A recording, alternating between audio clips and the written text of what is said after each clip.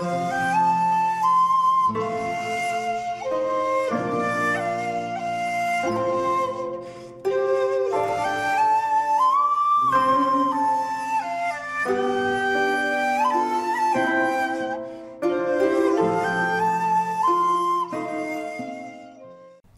there, this is Solitary Ronin from Solitary Ronin Films, and welcome to another A to Z challenge.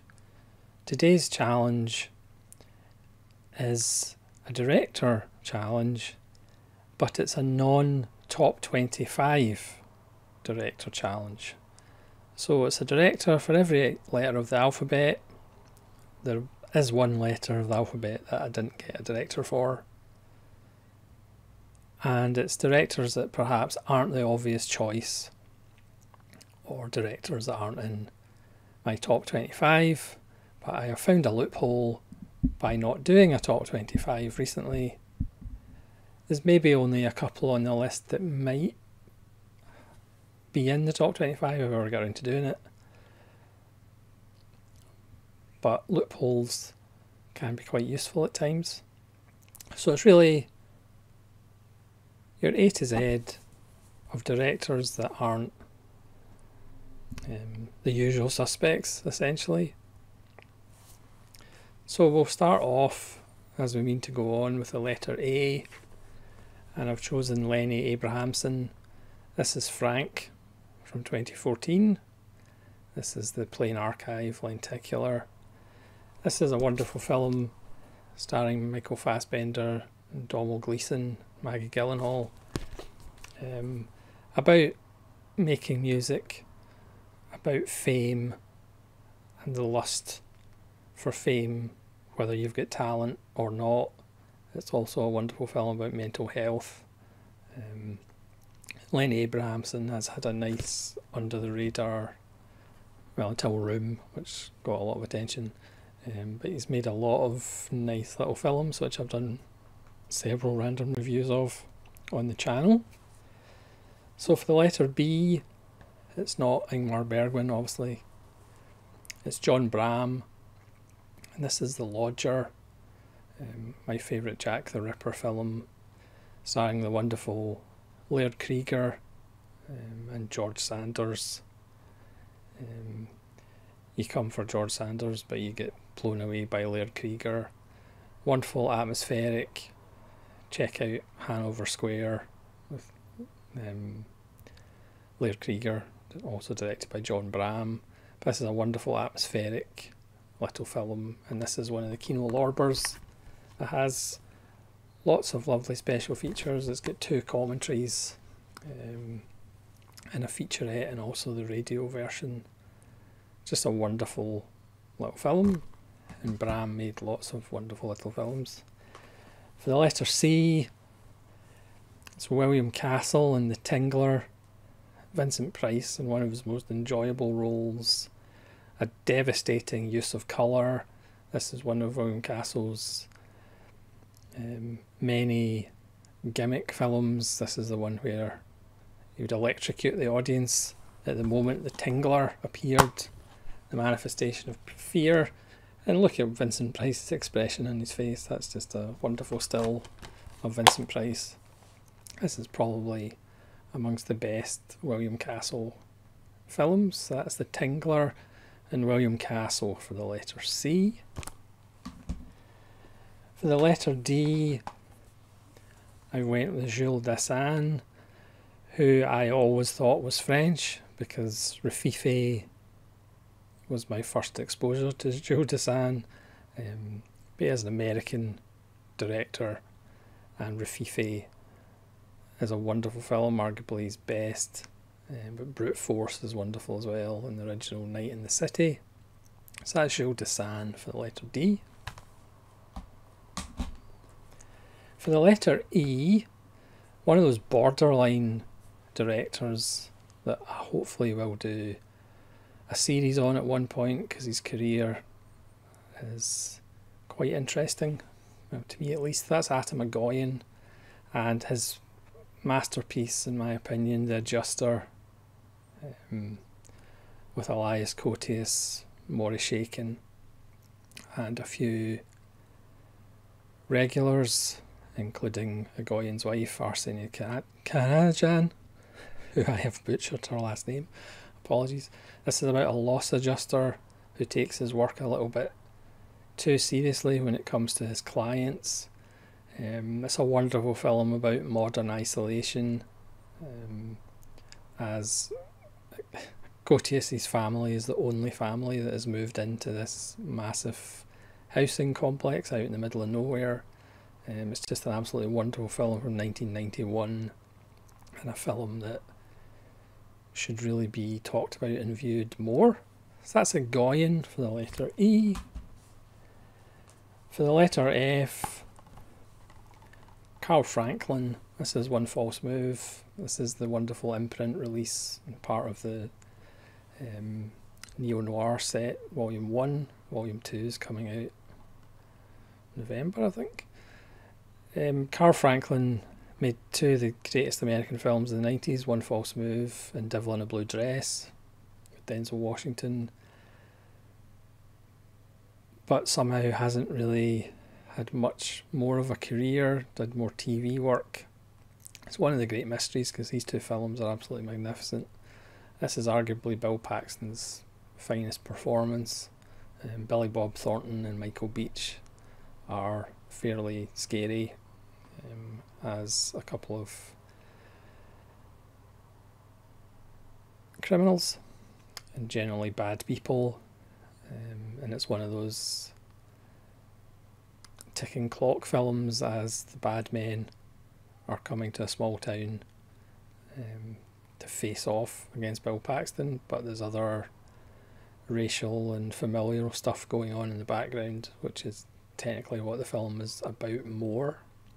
But One False Move is absolutely fantastic, and one of those films that took so long to get a Blu-ray release, but it's fantastic that it has one now.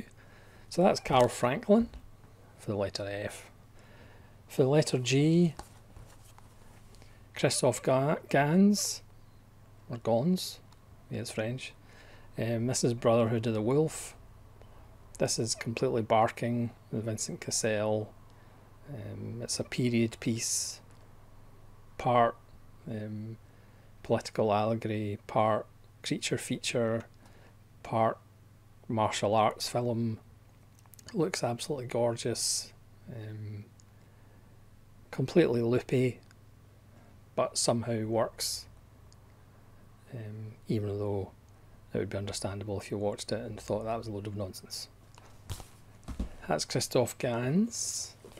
For H, again, one of the fringe directors in my top 25 would probably be Mike Hodges. Again, I'm hoping to do a Hodges season at some point in the future, but I am all talk and no trousers. It's good to see that Arrow announced Croupier is going to get a 4K and a Blu-ray special edition, which I will be purchasing because it also has a feature-length documentary on Hodges' career, which started with Get Carter. Obviously for me his best film is that gritty documentary about life on Mongo, Flash Gordon, but Get Carter is sensational, and he made lots of interesting odd little films like Pulp along the way, but perhaps because he didn't have a specific vision or a specific kind of signature, he kind of gets overlooked. But Mike Hodges is quite fantastic, and again, if I was to do a top 25 or a top 40 or whatever, he would certainly be in that conversation. So that's Mike Hodges for G. For H, sorry, for I, that was H, because Hodges begins with H, doesn't it? For I, Kon Ichikawa, even though it may be Ichikawa Kon, the Burmese Harp. This, along with Fires in the Plain, are two wonderful atypical war films. This one from 1956 is kind of wonderful as a soldier makes a journey and is somewhat changed by his experiences. For J, going with Derek Jarman, This is War Requiem. Yes, I have a film with Sean Bean in it in the collection. I know it's terrible, but he doesn't say much. Again, with lots of German films, this is more visual than verbal. It starts with Laurence Olivier's final performance on film, which is actually quite moving. Tilda Swinton, who was a German regular, appears in this as well in a couple of roles, and it's a wonderful little anti-war film based on Benjamin Britten's War Requiem. So that's Derek Jarman for K. For J, I'm having trouble with the alphabet today. K is Buster Keaton, and I'm going to go with Sherlock Jr. I know the General gets all the appears in all the lists of the greatest films ever made, but I prefer Sherlock Jr. It's one of the great films about cinema itself. When he actually goes into the frame, it's quite astounding. This set also has Steamboat Bill Jr., which the last 20 minutes of the film, when there's a storm, is just some of the most amazing and breathtaking cinema you'll ever see. But mainly Sherlock Jr., but obviously I need to pick up the other Eureka Buster Keaton sets. But all three of these are quite wonderful. So that's K for Keaton, getting the hang of the alphabet now. For L, I'm going to go with John Landis and Into the Night. Obviously some people have strong feelings about Landis after what happened in Twilight Zone the movie. But this is probably my favourite Landis film. It's one of those midnight chases through Los Angeles with lots of cameos, including Landis and David Bowie. Jeff Goldblum and Michelle Pfeiffer are fantastic in this very odd, very strange night. It's a nice kind of companion piece with After Hours by Scorsese. So that's L for Landis. M is for Russ Meyer. Obviously Russ Meyer, he has his knockers, but obviously one of the great auteurs of cinema. You know, he wrote, directed, produced, shot, edited, starred, did the music for, promoted, married most of the cast. Certainly one day I'd like to do a series on Russ Meyer, but probably all the videos would get taken down. So that's Russ Meyer. For M, for N, Hideo Nakata, who's responsible for the Ring series, and also Dark Water, which is very good as well. Ring might not have been the first in the J-horror cycle, but certainly the most influential, which led to hundreds of knockoffs and American sequels. So maybe we shouldn't be celebrating Nakata as much. But he's the letter N. Back to Japan for the letter O. This is Okamoto. And this is Sword of Doom, which stars Nakadai and Mifune. This is a bleak Chanbara film, which has a dreamlike, almost 25-minute Peckinpah-esque John Woo ending involving swords. It follows one master swordsman's descent into hell and madness, and it's absolutely wonderful. Shot compositions are tremendous, performances are wonderful, and just a great atmosphere and tone to the film. So that's Kihachi Okamoto. For P, Sally Potter and Orlando. This is one of those films that absolutely blew me away. I've done a random review of this on the channel. A film I remember being around in 1993 but I never saw.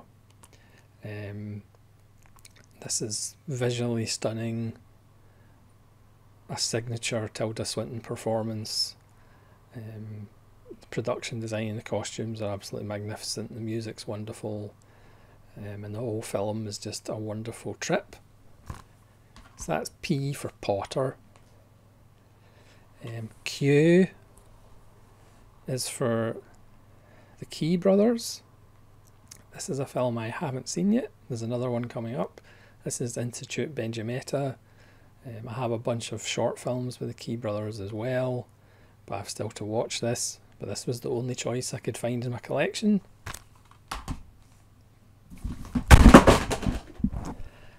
And that was my pile of Blu-rays falling over. That's the thing about gravity. It'll always let you down. So for R, a familiar face. It's Carol Reed in The Third Man. This is one of those films that is in the conversation for my favourite film of all time. I still haven't done that video about the 20 films that are in the conversation for my favourite film of all time, but The Third Man would certainly be one of them. It's one of those films to me that is literally perfect. The ending, Orson Welles, Joseph Cotton, Trevor Howard, the tone, the music, the cinematography. It's just a straight out masterpiece. So Carol Reed is for R, because it just gives me an excuse to talk about The Third Man. For S, Victor Sjöström, which I've probably butchered his name, so apologies. This is The Phantom Carriage, his silent film from 1921 that he directed and also stars in and wrote or co-wrote. This is about on the last day of every year, death picks somebody who's going to be the last death to drive his phantom carriage around for the next year. And Victor Sjöström tries to get out of it. Wonderful film, again one of those ones that I hadn't really heard of and then blew me away. This is the Blu-ray. There's the special effects in it are still awe-inspiring, even though it's from 1921 and you can kind of figure what they did, but there's just a feeling of awe and wonder that this film gives me. Obviously Sjöström would star in Wild Strawberries by Bergman, but Bergman's not on this list. T is somebody again on the fringes of my top director list, which doesn't exist. It's Giuseppe Tornatore, and this is The Unknown Woman, which is, people have called it Hitchcockian. It's a thriller about a woman who has a past and is trying to take vengeance on the people that wronged her. It's really classy, really shot beautifully, lots of tension. It might not be his greatest film, that's The Legend of 1900, but I always talk about The Legend of 1900, so I thought I would just mention The Unknown Woman, which is pretty fantastic as well. For you, I'm going to go with Edgar G. Ulmer, but not Detour, which is in the Criterion. I'm going to go with Ruthless, which I think is the much better film. This is an Olive film, so I think it's a Region A. This is wonderful, pretty much about a ruthless character and how he became that character. It's told in kind of flashbacks and then the film kind of resolves itself in the end. Again, it's a short film. Well, it's not actually that short. It's probably Ulmer's longest film, he said, contradicting himself.